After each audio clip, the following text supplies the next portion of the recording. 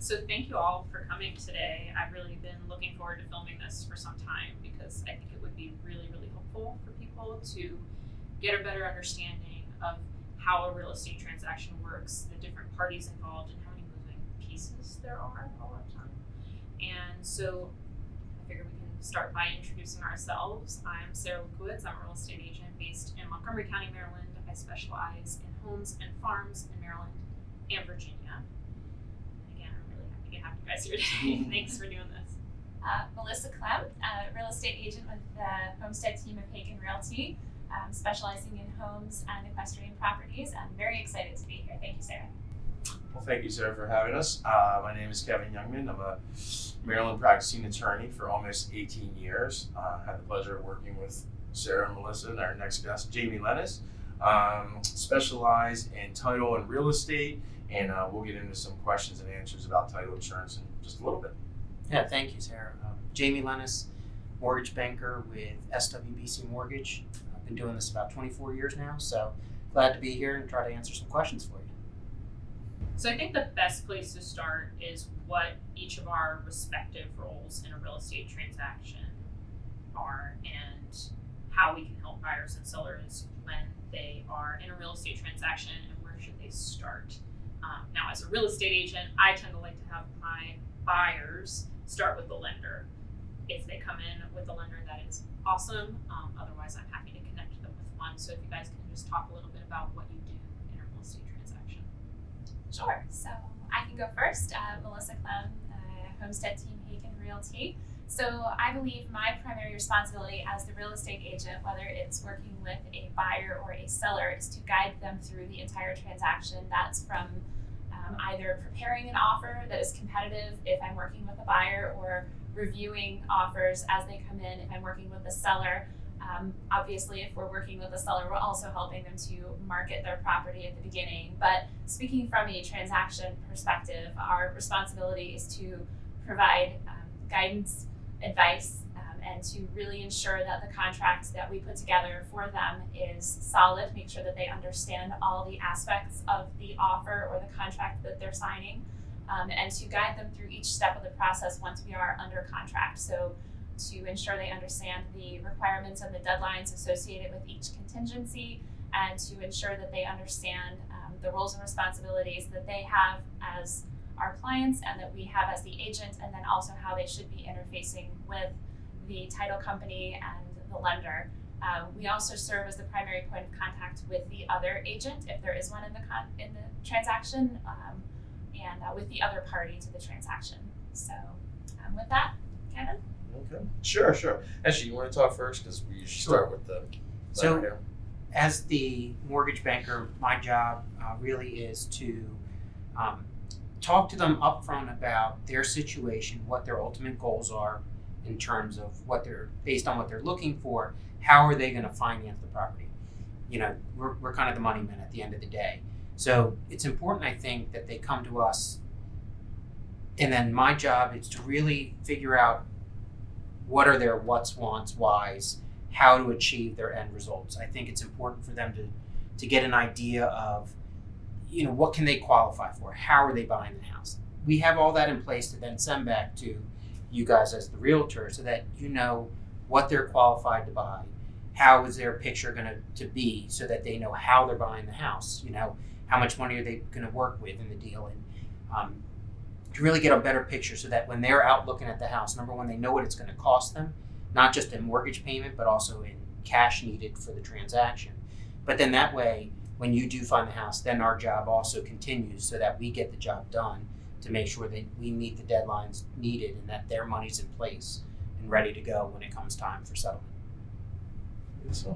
So thank you, Jamie and Melissa. And it's been very nice. The four of us work together a lot, and I will say that working together as a team helps make the situation a lot more fluid, at least from my perspective, from a title company perspective. So the basics of what a title company and title attorney do are we search the land records. We have what's called an abstractor who searches the land records and runs judgments on our sellers. So we have to basically see what liens, if any, exist against the property.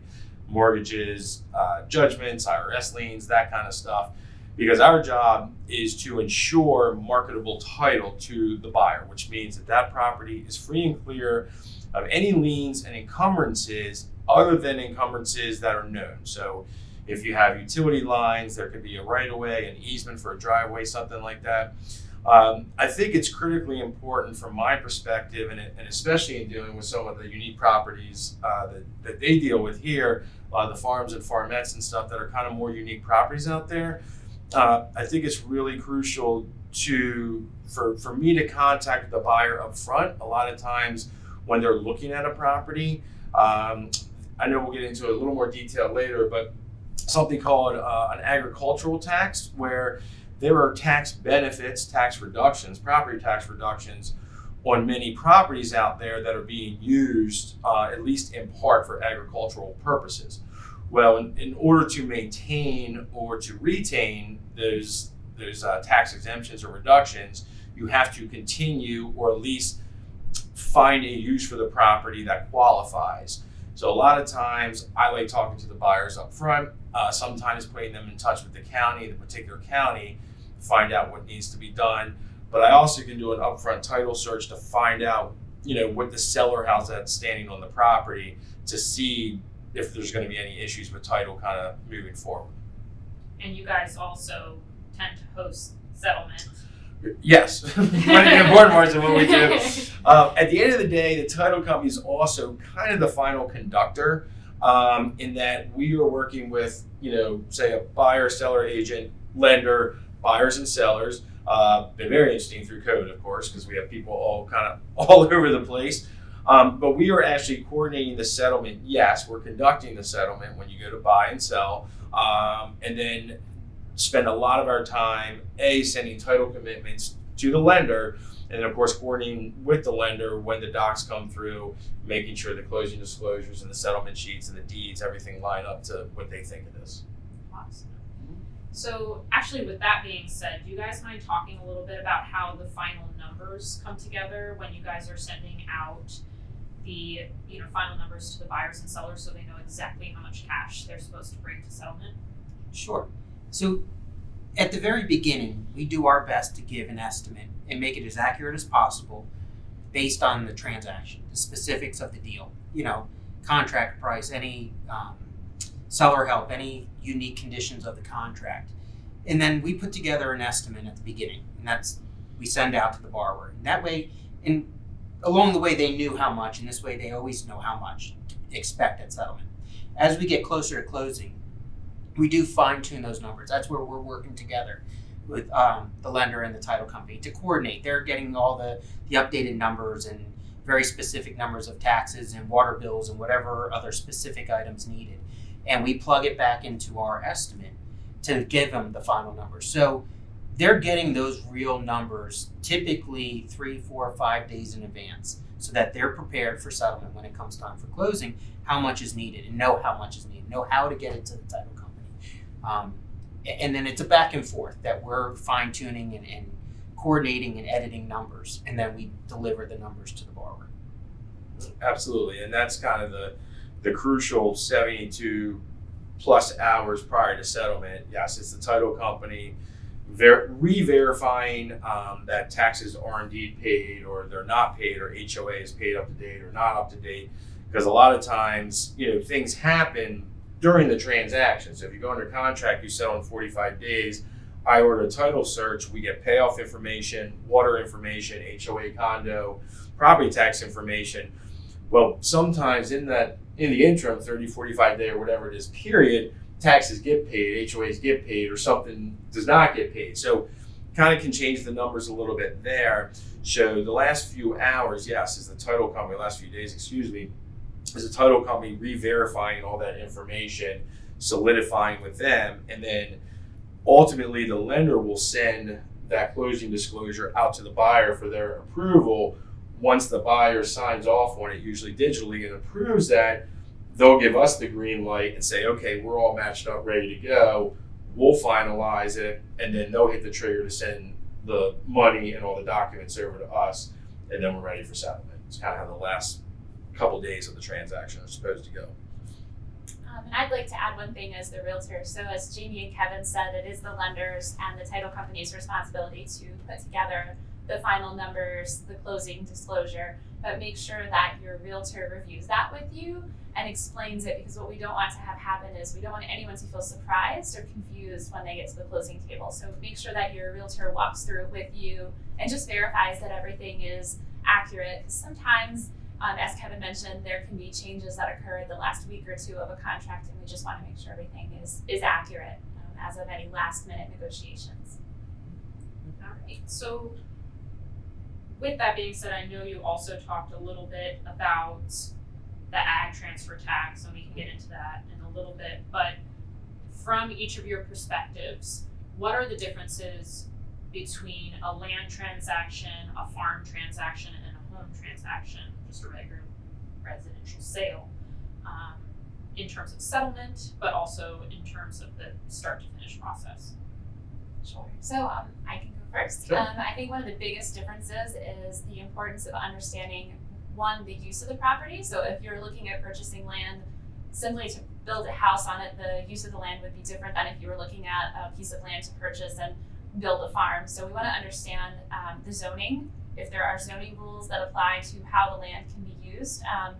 The same applies with a farm. I have seen large farms where there are rules about what kind of animals can be on the farm, even though it may look like you could keep, cows or horses or chickens. Sometimes there are rules about what can be there. So we want to check zoning. We want to check and see if there are any, as Kevin mentioned earlier, any encumbrances, so any rules that attach to the deed, regardless of the zoning of the land, that affect, again, what kind of activities you can have on the land. The lending for land will be a little different than the lending requirements would be if you were purchasing a property that already has a house on it, and I'm sure that Jamie will talk a little bit about that. The other piece that we want to talk about, though, is when looking at a farm versus land versus a home is really your lifestyle. So the first question that I ask clients when they're looking at buying a farm versus a farmette is really, and again, this ties back to use, but what kind of operation are you planning to have on this land? Are you planning a commercial business? Are you planning to keep a couple of personal horses? And how, again, does that affect really what sort of property is most suitable for you? So certainly looking at a residential home, that's less critical, but really when you're looking at a farm, there's a lot more that's involved when looking at the use of the property and the needs that are associated with that. Absolutely, and I think it's really critical, just to reiterate what Melissa already said. It's really a matter of like priority. So every buyer's different, and again, if you're looking for a resale home, their home is generally your primary concern, maybe the lot. If you're looking for a farm, then obviously your concerns are based on what kind of farm usage, and as Melissa said, what is your intended use of the property, which goes into the ag tax thing, in that you have to be careful in a contract. There's a section on there that says, if applicable, who will pay the agricultural transfer tax. It's crucial. A lot of people leave that blank, but you have to decide up front, even if your intention is that there isn't going to be an agricultural transfer tax and that the buyer is going to be successful in keeping the property in ag preservation. If that does not go through, if that fails, then someone's going to be responsible for that tax. That tax, depending on how many acres, is between 3 and 5% of the sales price. So again, depending on what the purchase price is and how many acres it is, it can be a pretty big chunk of change one way or another. So again, another reason why I like to talk to your all's clients up front, find out what their intentions are, because we can call the county and say, hey, we have 4 horses and we want to do this many acres of crops, or we have this livestock or that livestock. That way we can understand up front if what you're planning on will fit within the parameters, or if we need to adjust your plan to fit in the parameters, because we don't want that big ticket last minute transfer tax item pop up. No, and I agree, and I think that, like you said, Melissa, that depending on the use, you talk just the straight residential use at the beginning. That's, I don't want to say the easier ones. Those are the ones that might have more product available, more options available for financing. You're buying the resale house, and it can be a house with acreage. It's okay, but if the true intention is you're going to live there. It's residential. That's a lot easier. You talk farm if it's going to be on really, in the intent of commercial. That's where it gets different. It becomes a little more unique in financing, and there are only a certain group of people that can do that kind of financing. And then you have the land, whether it's to build, that's one thing. When you say build a house to live on, fine.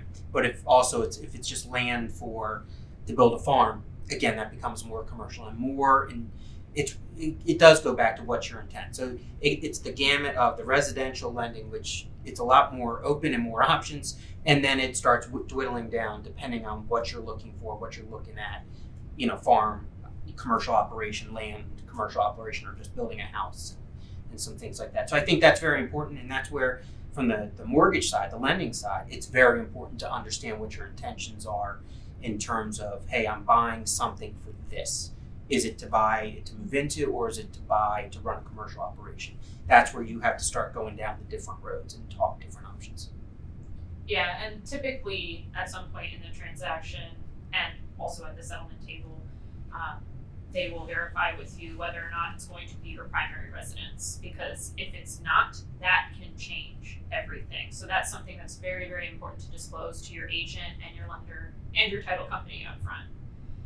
So I have some specific questions for the two of you, actually, in terms of insurance policies. I think we both probably at this point had a number of clients where they're looking at the settlement sheet and before, obviously before settlement, and they just have questions about what are the different insurance policies, are they required, what are the benefits?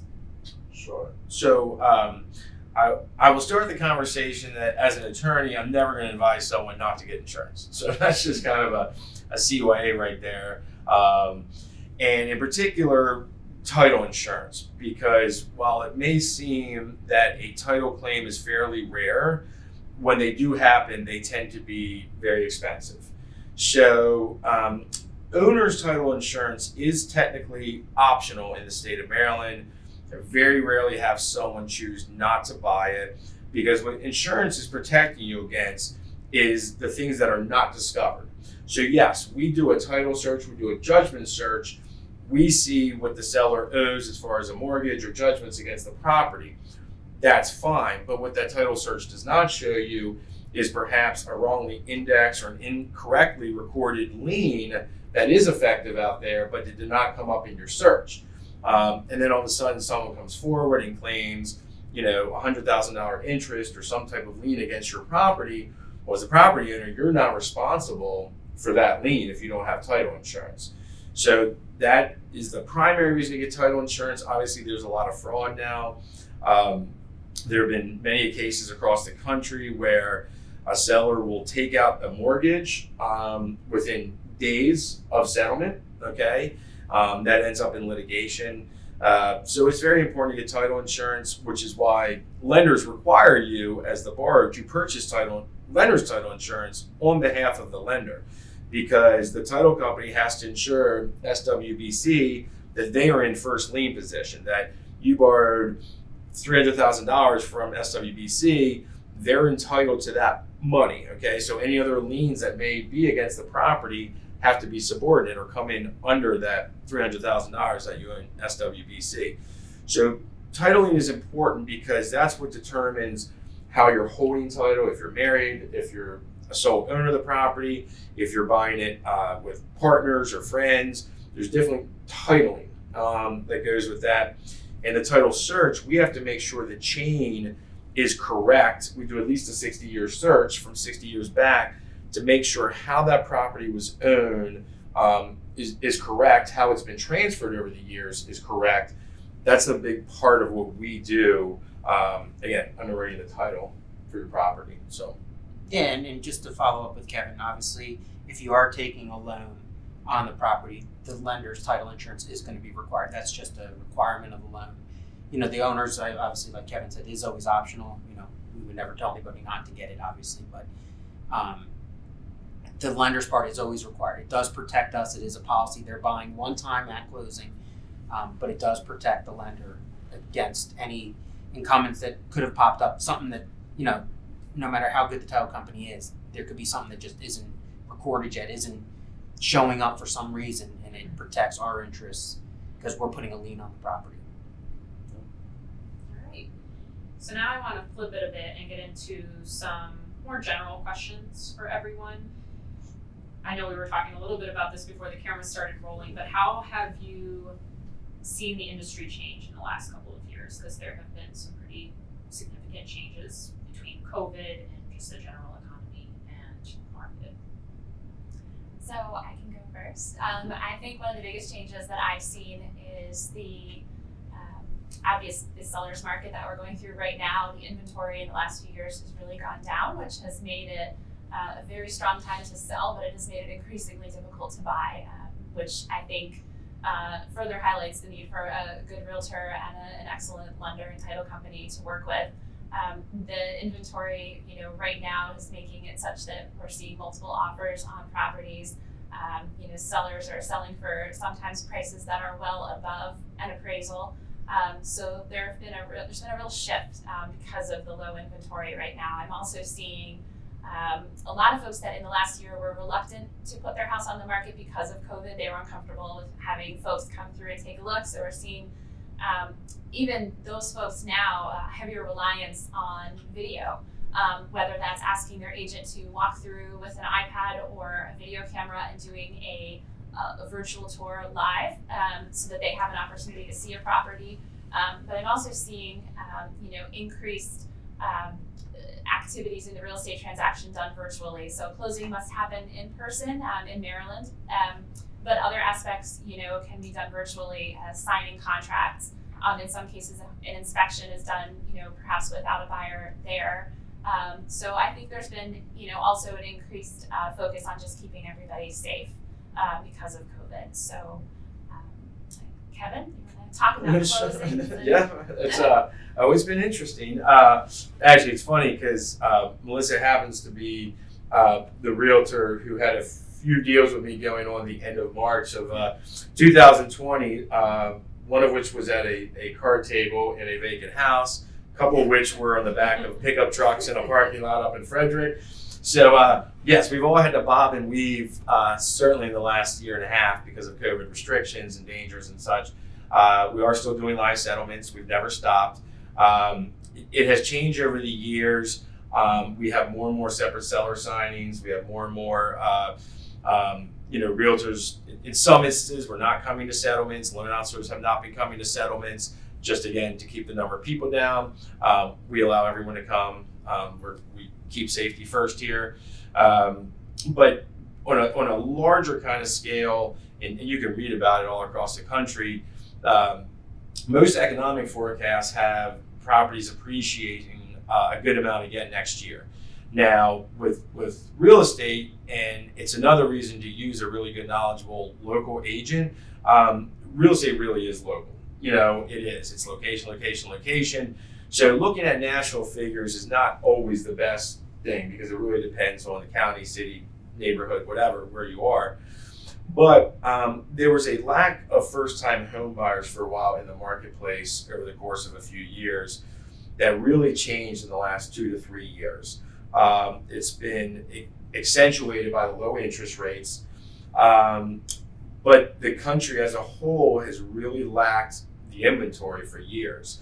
And most of the economic forecasts think it's going to take 3, 4, 5 years for that inventory to kind of get back to the equilibrium. So the hardest part now, Melissa hit the nail on the head, is that sellers really have most of the leverage right now. If your buyer's agent doesn't know what they're doing, you have little to no chance of getting that property. There's too much competition there. So it is a good time to sell if you can downsize or if you're looking to move out of state or something like that. But it's also a good time to buy because the rates are good, So again, we're definitely at, a lack of equilibrium between buyers and sellers right now that has really, like I said, been amplified over the last couple of years. So I know it's made your all's jobs tough for sure. Yeah, right. And I do want to say, if you guys are 100% right, we're in it every day. The sellers are in a much better position than the buyers, and it's been that way for some time now. But I would say our team has had pretty good success with getting buyers into homes and not necessarily breaking the bank doing so. So it is very important to have a good agent to help you negotiate a contract that is favorable, because even in a seller's market, you can get the house, you can win the bid without feeling like you are absolutely breaking the bank. No, and you bring it up, and I would agree with it, because I am seeing more and more now of clients calling me or agents calling me saying, hey, the buyer came to me pre-approved from abcmortgage.com. And I think the biggest change you're seeing now is because of the internet, because people are so digital now that they just think they can get a mortgage online. And you hit it on the head. Real estate is local. I don't speak bad about the internet lenders or anything, but it is more important now than ever to have the local.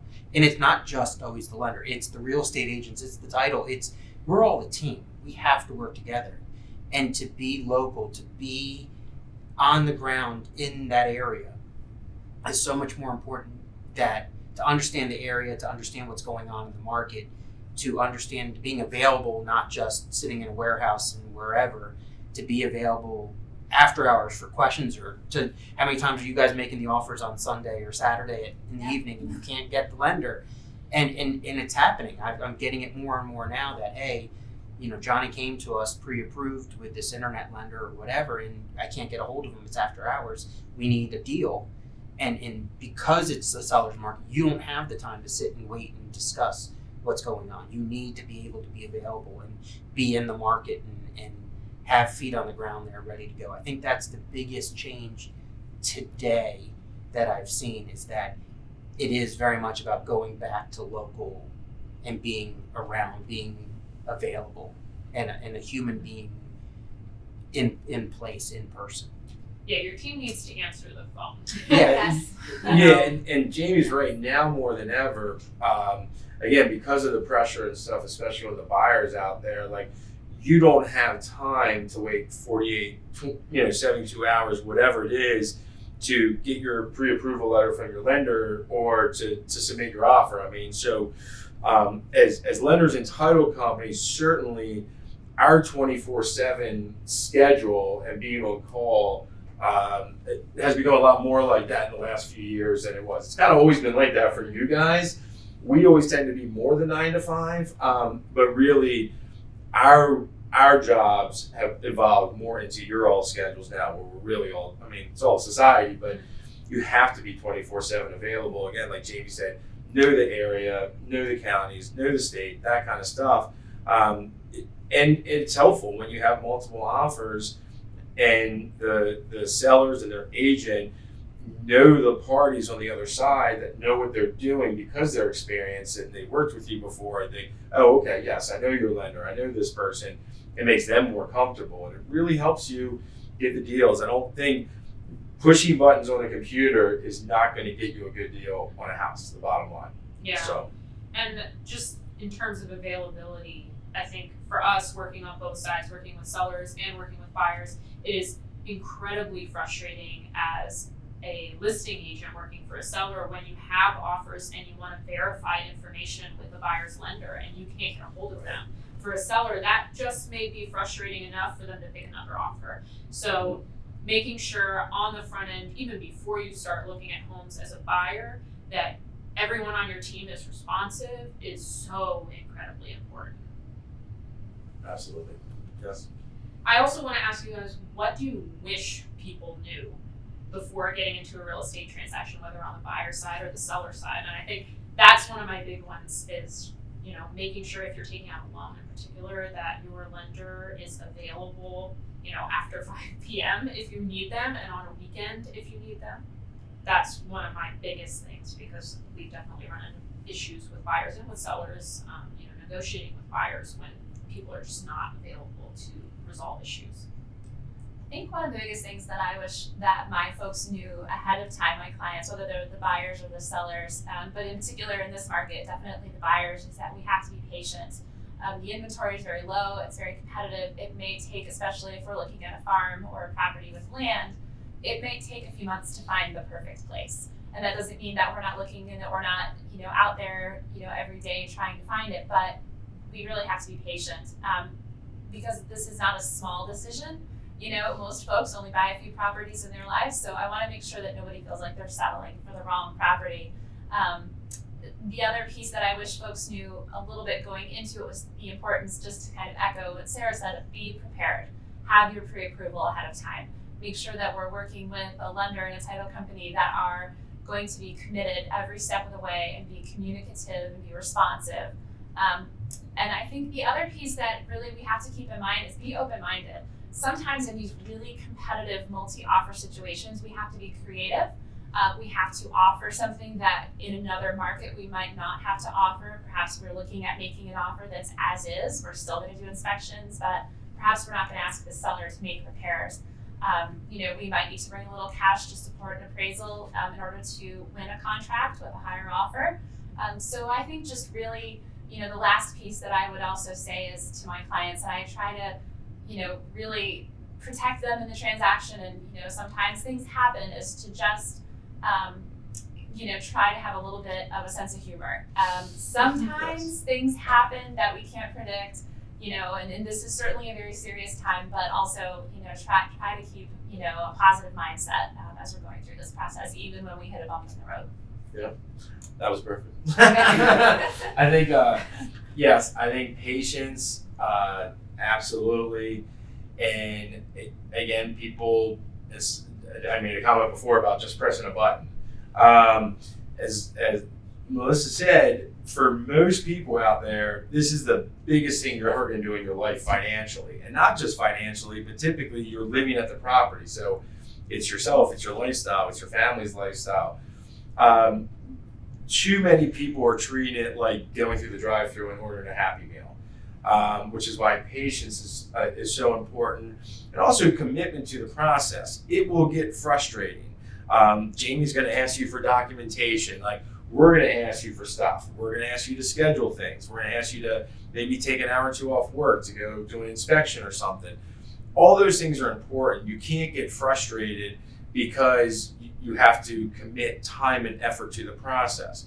If you commit the time and effort to the process, as we will advise you to do, you'll be happy at the end. If you try to rush it, then you're not going to be. And the decision, again, as Melissa correctly pointed out, is too big of a decision to half-ass it, for lack of a better phrase, if that's okay. Fair enough. So, yeah.